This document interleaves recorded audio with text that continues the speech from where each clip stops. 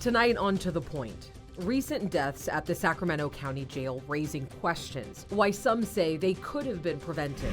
Plus, Camp Resolution cleared out, leaving some former residents in limbo. Tracking our peak heat and how long it will last as we head towards our holiday weekend. And later, a state program making home buying easier. But why has it become controversial among Democrats and Republicans? Good evening. Thank you so much for joining us on To The Point. I'm Alex Bell.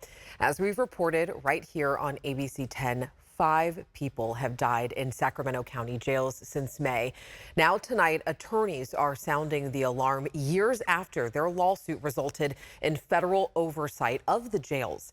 ABC 10's Becca Habegger shows us what they're saying needs to change right now. My husband should be here right now. Tonette Washington is the wife of 40-year-old Isaiah Washington, who died in the Sacramento County main jail on July 26th. He and his cellmate were found unresponsive. Narcan, the opioid overdose reversal drug, revived his cellmate, but Washington died. How do you overdose in a Sacramento County jail? Where did it come from? She and advocates spoke out earlier this month after Washington became the 5th inmate in Sacramento County jails to die within 3 months. The Sacramento County Sheriff's Office oversees the county's 2 jails. The county's Adult Correctional Health oversees all medical care within those jails. Both are the subject of 2 letters shared with ABC 10 by attorneys involved in what's called the Mays Consent Decree, a legally binding performance improvement plan.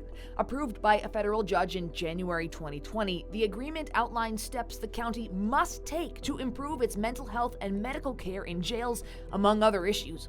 4.5 years later, these attorneys said in a letter this month to Sheriff Jim Cooper, "We are gravely concerned about these 5 recent deaths. Having reviewed the surveillance and body-worn camera footage, we write to again express our deep concern about the Sheriff's Office failure to respond with humanity and decency to people in need." Medical experts in the case wrote in a letter to Sacramento County, "Through review of medical records and video footage, we concluded that some of the recent deaths in the jail may have been preventable."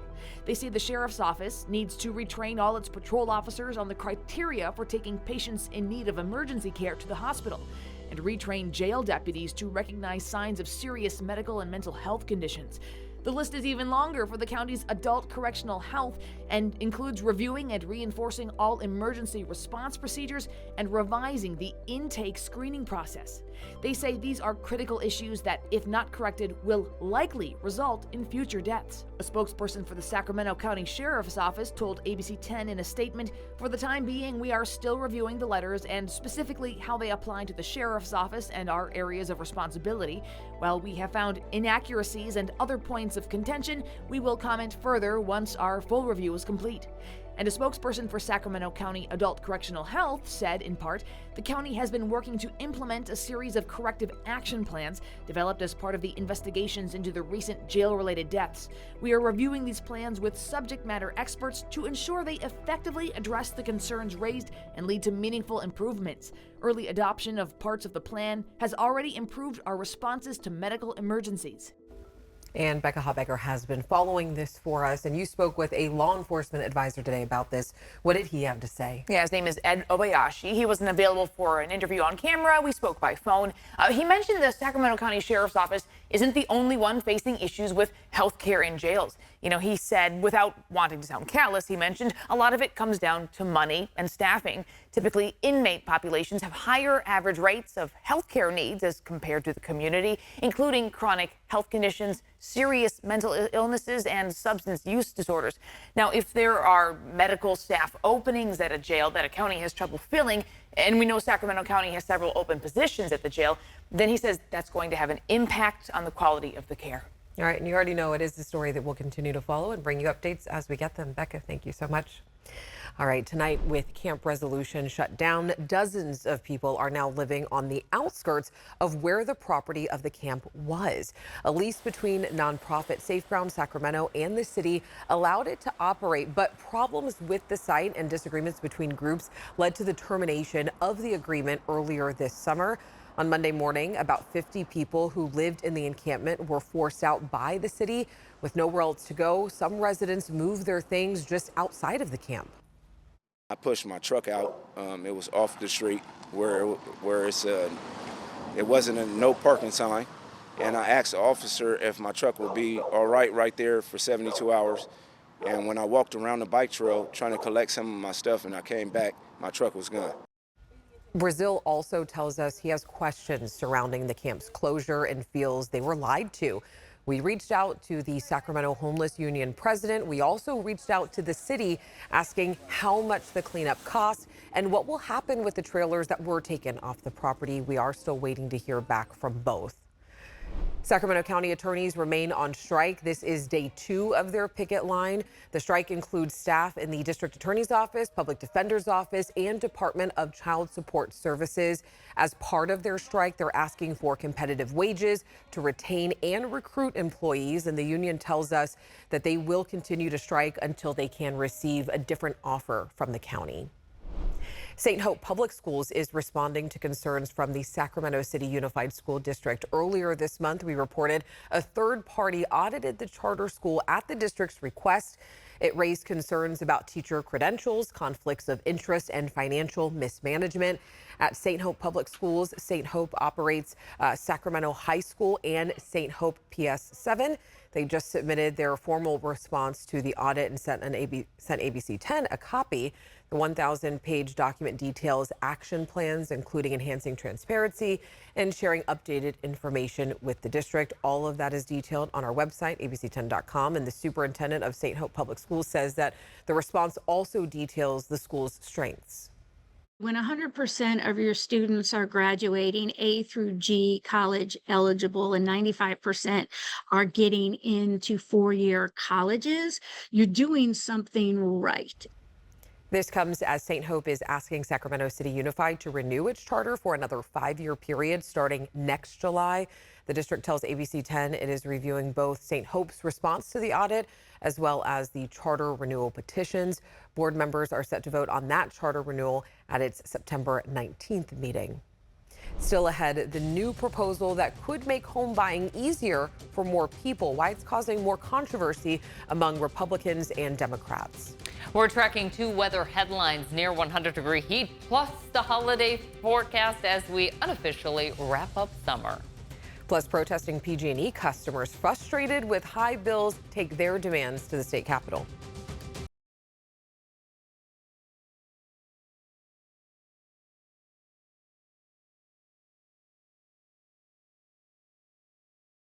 Developing tonight in West Sacramento, crews are fighting a grass fire burning near Southport Parkway and Lake Washington Boulevard. There are no reports of anyone hurt and the fire's cause is under investigation. We will keep you updated as we learn more. And let's get over to Chief Meteorologist Monica Woods with a look at our weather. Not too bad today. It was actually very nice outside. In the morning, yeah. But high of around 99 degrees. So I think people are saying, oh, I wow. like the heat. Yeah. Well, we're getting a lot of it here for the middle of the week. Northwest winds at about 5 miles per hour. Those are dry, warming winds. Just a hint of an onshore flow right now. In fact, a little bit of a smoky smell right now in downtown Sacramento because of that fire burning just off to the west of us. So we have just a hint of that westerly flow coming in. Temperature trend, as you can see, 97 degrees today for Sacramento Executive. Downtown closer to 100 after hitting highs in the 70s and 80s this weekend. We are being reminded it is still summer. Tonight's lows will fall into the 60s. That's how we start off our Wednesday forecast. Highs quickly climbing, though, back into the mid to upper 90s, close to 100 for many of us in the valley. So a moderate heat risk will prevail throughout much of the valley for tomorrow and then start to subside ever so slightly as we head towards that holiday weekend. We're still under that ridge of high pressure. It keeps the storm track to the north of us. And then we start to track a couple of weather features just off the coast. That will help initiate that onshore flow. It will elevate that fire danger ever so slightly. We'll be keeping a close eye on that. Highs near 80 tomorrow for the Sierra with 80s and 90s for much of the foothills. A couple of 100s sprinkled in there.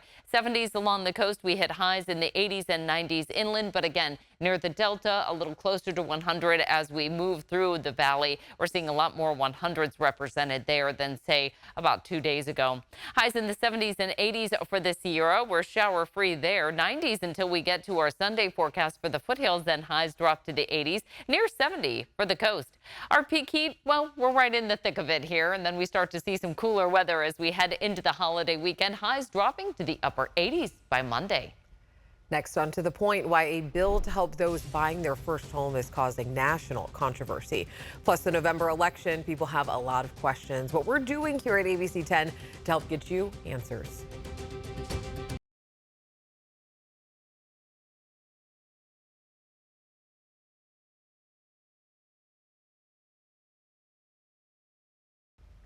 Tonight, a bill in the state legislature is causing national controversy. Should undocumented immigrants be allowed to receive money from the state to help buy their first home? ABC 10's Jeannie Nguyen is in studio tonight with more on what's been proposed and why it's so controversial. Alex, buying a home here in California is difficult and expensive. But the Dream for All program, first offered in 2023, could give people who qualify up to $150,000 to buy their first home. The money designated for the program ran out in just days. And tonight I asked both Democrats and Republicans about proposed additions to the program to allow everyone, regardless of immigration status, to apply for the funding. On a busy Tuesday at the state capitol on the Senate floor, Assembly Bill 1840 by Assemblymember Arambula. Lawmakers passed Assembly Bill 1840. Democratic Senator Scott Wiener presented this bill on the Senate floor on behalf of its author, Assemblymember Joaquin Arambula. This bill allows undocumented immigrants who have social security numbers or taxpayer identification numbers, meaning they are working and paying taxes in California, to be able to access down payment assistance programs. The California Dream for All program offers up to a 20% down payment on a home or up to $150,000. AB 1840 would make it so eligible applicants would not be turned down solely based on immigration status. Many of them have been living here for years or decades. They're raising families here. They've started businesses here. They're working, paying taxes. They're contributing to the community, and we shouldn't demonize them. But Republican Senator Brian Jones tells ABC 10 this legislation is unfair to documented California residents. Now is not just allowing people to immigrate illegally to America. Now we're encouraging them to immigrate illegally. Not only that, Senator Jones takes issues with the California Dream for All program itself. The Democrats created this problem here in California. Now they want to try to find a solution by redirecting tax dollars from honest, hardworking, everyday Californians that are paying their taxes, and then redirect that money to people that they find somehow qualified for these buyer programs. With the session in its final week, this bill is headed back to the Assembly, and if it passes, it'll go to the governor's desk where he will sign or veto the legislation. Democratic Senator Dave Cortese voted in favor of this bill and told ABC 10 this is about equity and inclusion and ensuring discriminatory housing and lending policies are a thing of the past. To see his full statement, head over to our website at abc10.com. Here at ABC 10, we have heard from dozens of you about your skyrocketing PG&E bills. Some saying that their bills have been more than doubled since last year. We have heard from people on limited incomes who say that they are forced between choosing between food on the table and power. Today, PG&E customers held a rally at the Capitol protesting their high bills, asking for rate reductions. Erica Hall is just one of the viewers who emailed ABC 10 asking for help. The single mom says that she saw her bill jump from $200 a month to $800, and she says that she even had PG&E check her meter since the usage was about the same. When I go grocery shopping, I can't buy as much food as I could before because my bill's so much higher. This year, I really didn't get to do back to school for my kids. I basically got them backpacks because the bill's taking up a lot of my income right now. PG&E responded today saying, quote, "We know many of our customers are frustrated with higher cost of living, including energy bills. We are working hard to stabilize customer bills and remain committed to supporting our customers to help them lower their energy usage and bills." PG&E offers a wide range of financial assistance programs to help customers with their bills, including programs for energy efficiency rebates. Tonight in Your Voice, Your Vote, former President Donald Trump is facing a new indictment over his election interference efforts in the 2020 presidential election. Special counsel Jack Smith filed the federal charges today following the Supreme Court opinion that granted broad immunity on former presidents. And the new indictment removes a section of the previous indictment that had accused Trump of trying to use the law enforcement powers of the Justice Department to overturn his election loss. In a statement, On his Truth Social platform, Trump called the new indictment an act of desperation and an effort to resurrect a dead witch hunt. The two sides are expected back in court for a status hearing next week. And in the race for the White House, we are just 69 days away from the November election. On the campaign trail today, former President Donald Trump making a quick stop at his Michigan office. Trump is set to rally in Wisconsin on Thursday and then head to Pennsylvania on Friday.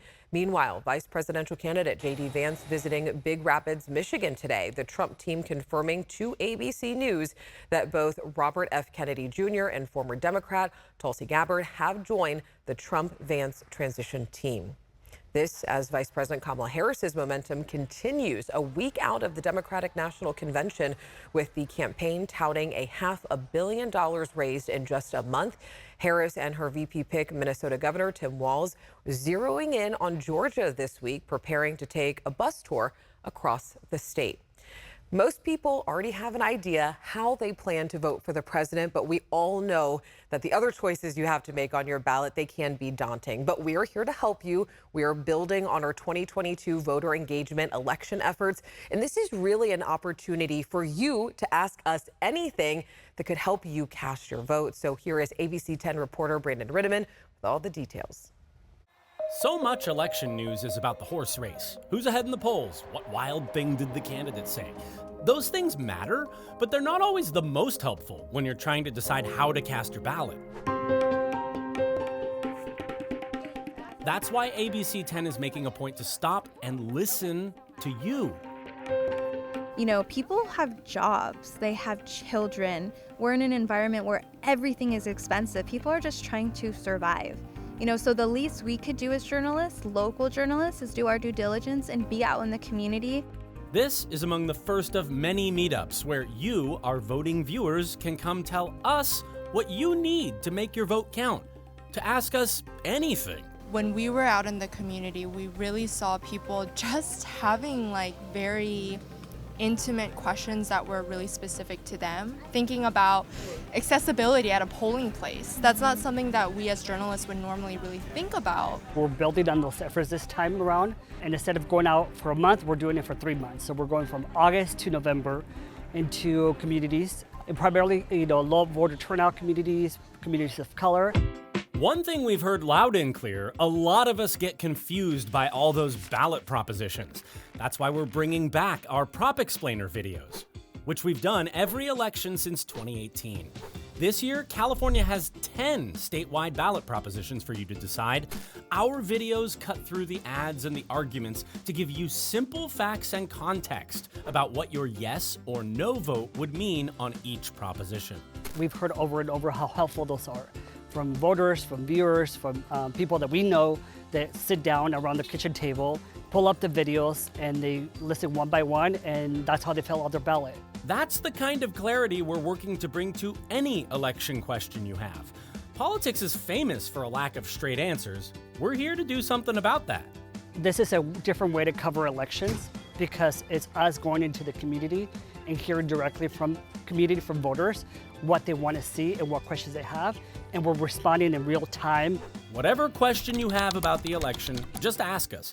Go to abc10.com/vote. You'll find answers to a lot of basic questions about voting and the election, a form where you can ask us any question you like. We'll be responding to all the questions and answering them on the air. You can find our list of events coming up in September and October as well. Election Day is Tuesday, November 5th. Between now and then, we're here to answer your questions and provide the information you need to cast your vote. And Brandon, you've already received questions from viewers already, right? Yeah, for example, we just heard recently from Patty in Folsom, who says she's confused by some of the political arguments around Prop 36. Now, Prop 36 would enact tougher criminal penalties for certain drug and theft offenses, and it's the subject of a lot of debate. Hang tight, Patty. Our Prop Explainers are going to be rolling out in the next week or so. You'll be able to watch those to see exactly what your yes or no vote will mean on Prop 36 and all of the other statewide props. Soon, we'll be airing them on TV. We'll also have them online. Again, abc10.com/vote. And don't forget that you can send us your voter election questions right now. Just head over to abc10.com/vote, and you will find our survey where you can submit your questions. So it's all right there already on our website. Stay with us. We're back after this short break.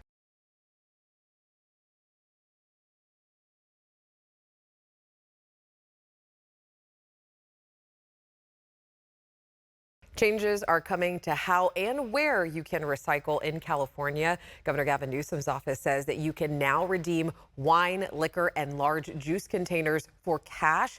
And starting in the new year, beverage recycling options will be expanded to areas not already served by recycling centers. So take a look at your screen right now. This includes adding mobile bag drops and reverse vending machines through a $70 million grant. Counties receiving these grants include Sacramento, Yolo, Solano, Placer, and Nevada counties, among others, of course. As always, thank you so much for inviting us into your home. If you have something that you think we should be looking into, make sure to reach out to me and the team. And remember, strangers are people that we just haven't gotten the chance to meet yet. So take the time to get to know someone. Have a great night. I'll see you tomorrow.